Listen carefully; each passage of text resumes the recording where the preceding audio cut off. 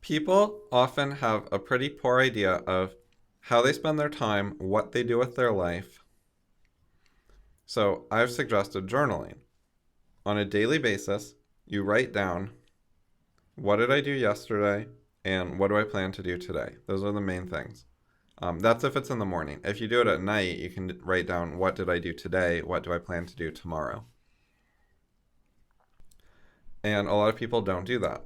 I've talked about introspection and how to get better at that. And one of the things I suggested was keeping a log of all your activities in a spreadsheet. And before you do that, you write down all your goals and you prioritize them. And then you take the log of all your activities and you write down for each one which goal is it working towards. And then you figure out how much time you actually spend on each of your goals and you compare that to what you thought your goals were. And then you're going to see there are some things that you thought were like goals you're working on and you spend very little of your time on them. There are other things you didn't realize that's a goal you have, but you spend a lot of time on it. So that would help you understand yourself better. Anyways, I think most people are just not going to do this.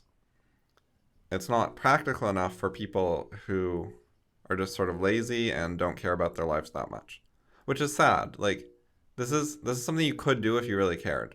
Like, it takes some work, but you can do it. It's not like super hard. You don't have to be super smart to do it. It's reasonably easy. You just have to actually do it. But a lot of people won't do that. So here's an alternative. Do weekly journaling. Put it on your calendar. Literally pick a day of the week that works well for you and put it on your actual calendar and get notifications when you need to do it and actually do it every week. If you miss it, do it the next day. Like, actually make it up. Don't skip the week.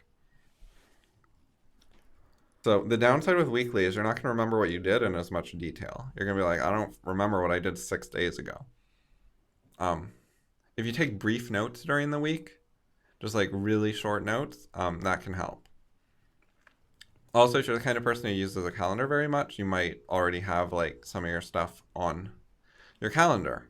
Like, if you go out and meet up with a friend, if that's the kind of thing you would actually put on a calendar, that would give you notes. A lot of people don't do that, but some do. Anyways, weekly journaling. You write down what did you do during the last week and what do you plan to do during the next week, and what are some of your goals and how does this have anything to do with your goals? Like, what do you actually want to do in life, and are you making any progress on it? And you want to try to make progress every week on some of your plans, some of your life goals, whatever they are. You want to be a better intellectual, you actually have to work on that like on a weekly basis, or it's just never going to happen. You can't be like, well, I'll do it next month, maybe. You're not going to get anywhere that way. But it works with other stuff too. If you want to be a better cook, practice cooking something every week. Read an article about cooking every week. Do actual activities that are going to lead towards being a better cook. Don't just expect it to happen somehow later. You want to learn programming. You should probably be spending, say, 5 hours a week at least trying to get better at programming and learn it. Reading books, practicing, doing online courses, whatever. And if you do weekly journaling, it'll help you actually keep track. Am I actually spending time learning to program, or is it just a pipe dream? And if you're not, you have two choices. Like, you can admit to yourself that that's not actually a thing you're going to do. And then you can focus on something you actually are going to do, that you actually like better or want to do more. Or you can solve the problem. You can be like, okay, I haven't been doing programming, but I really do want to. So I'm going to actually put it on my calendar or come up with some new plan. I'm going to set aside 1 day a week that's programming day. Or I'm going to do 1 hour every morning. I'm going to wake up earlier. By the way, that's a thing that I just recommend in general. If there's anything you care about and you want to be able to get good at or think about or whatever, can be philosophy or anything else. Shift your sleep cycle like 2 hours earlier and work on it in the morning before you go to work while you're really fresh. So like, assuming that you have work or school, like a normal schedule during the week, most people wake up and they get ready and then they go and then they get home in the evening and they're already a bit tired and they find it hard to do much. So what you want to do is move your sleep schedule 2 hours earlier. You could do 1 hour, but I would advise 2 hours, preferably. But you can start smaller. Like you can move it like 20 minutes earlier just to get started, and then move it more later. And so if you move your sleep cycle 2 hours earlier, you should then have 2 hours of free time in the morning when you're fresh and not too tired, which you can use to do whatever is important to you, like learning programming, learning philosophy, reading books, learning art, learning cooking, whatever. Well, with cooking, it might not work great because you probably want to cook like dinners the majority of the time, not breakfasts. And you probably want to like eat them right after you cook them. But with most stuff, you can do it at any time of day, and the morning is when you're mentally the freshest. And your job probably does not require perfect mental freshness for most people. So there are two main reasons people don't do this. One is the I'm not a morning person excuse. Like I'm tired in the morning, I'm not very fresh in the morning. That is not like biological. What that normally means is you don't get enough sleep in general, which is bad. That gets in the way of doing anything important or thoughtful. So if you're just undersleeping in general, there is no time of the day where you're actually going to be very mentally fresh and do your best thinking. So it's going to be hard to learn much. So I recommend sleeping enough. And if you have trouble finding time for that, you need to deal with your schedule more realistically, like cut things out of your schedule. Stop trying to do all the things you currently do. You got to give some of them up because you're overbooking your schedule and sleep is getting lost, and then you're doing like a bunch of things badly and not thoughtfully because you're too tired. So you got to get like control over your life. You actually want to have like leeway because there are fluctuations in your schedule. Like there's random errors. Sometimes like things come up, shit happens, and it takes extra time. So to properly set up your schedule, you need to actually have a fair amount of free time built into it, like extra time as a safety margin for when things come up that take extra time. And when nothing comes up, the safety margin doesn't get wasted. You can use it to rest or nap if you're behind on sleep, or you can just use it for anything else. You can read a book, like you can do something you can do on short notice. There are plenty of good options where if you have nothing scheduled you have to do, you can just do this without any prep time. You can just catch up on something you're behind on or do something that works on short notice like reading. Anyways, so not sleeping enough is the first reason that people are unable to do much in the morning that doesn't work for them. Second reason is social. They do a lot of evening activities like going to dance clubs in the evening, going to parties where they stay up late. There's a fair amount of like nightlife stuff that happens overly late at night and gets in the way of waking up early. So one option is just to do that stuff on the weekend and sort of change your sleep cycle between the weekend and the weekdays. Now that's not perfect, but people actually already do that a fair amount. Like they'll stay up late on the weekend and wake up later on the weekend than when they have to get up for work. And then they get up earlier on the weekdays. So it's not the best option, but it's possible. Or you can think to yourself, okay, what do I care about more? These social events or being a thoughtful person who's capable of learning things and has mental energy available for that? Like, would I rather use up my mental energy by partying and not being able to wake up early?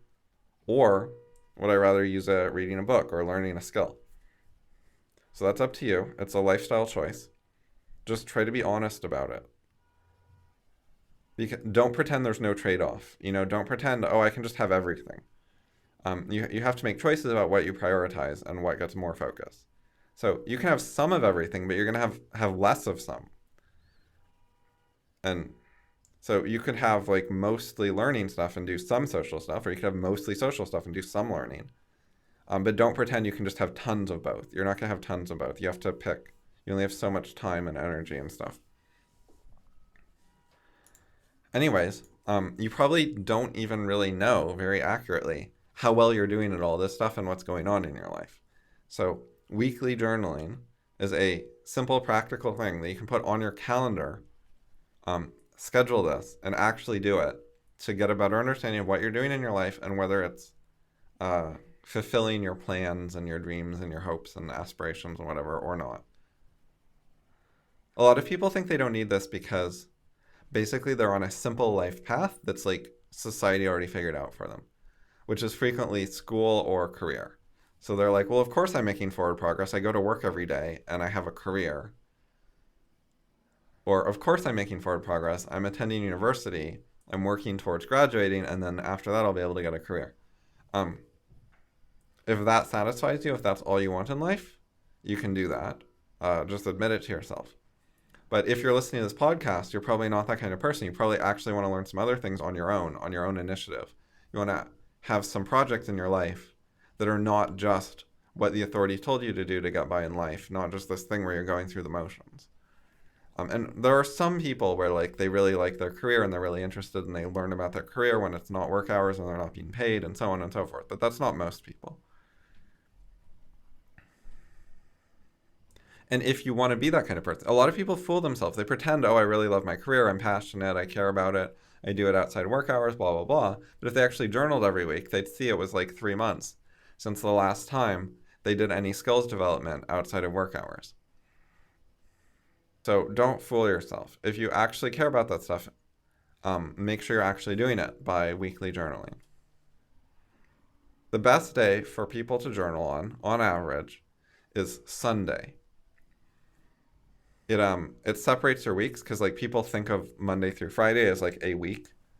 So you generally don't want to split those up. Like if you journaled on Wednesday, it'd be a little weird. You'd be like, okay, last week I did the end of the previous week and then the weekend and then the beginning of this week, you know? That's not going to work great. So Sunday tends to be the best. Friday and Saturday night are where people like party and they stay out and they're busy. Whereas Sunday you have to wake up for work or school the next day. So you have to actually be home like Sunday evening basically to some approximation. So Sunday evening is frequently the best, but Sunday morning or afternoon also fine if that works for you. It's just you're more likely to like go to a barbecue or something and then actually be home Sunday evening at some point. So it varies by person, but if you're not sure, try Sunday evening. And if you miss it, just make up for it on Monday evening after work or school, assuming you don't do it in the morning. Monday morning would be a good time if you have time, but if you don't have time, you can do it after stuff, the end of the day, Monday, to make up. Because sometimes you're going to be busy on Sunday. It's a weekend. Sometimes you have plans and you're out all day. But it's the best time to try to do it by default. So Socrates said, the unexamined life is not worth living. If you do not, on a regular basis, examine your life and, write about what you actually do, then you have an unexamined life. If you really find journaling hard, if it's not working for you, if there's some problem, try doing it with voice, like with the equivalent of a tape recorder. Get a voice recording app, get a microphone. You can use your phone or a computer and talk. Explain, sort of like a podcast, what you did last week and what your goals are and what you plan to do next week and how it has to do with your goals. Just basic stuff like that.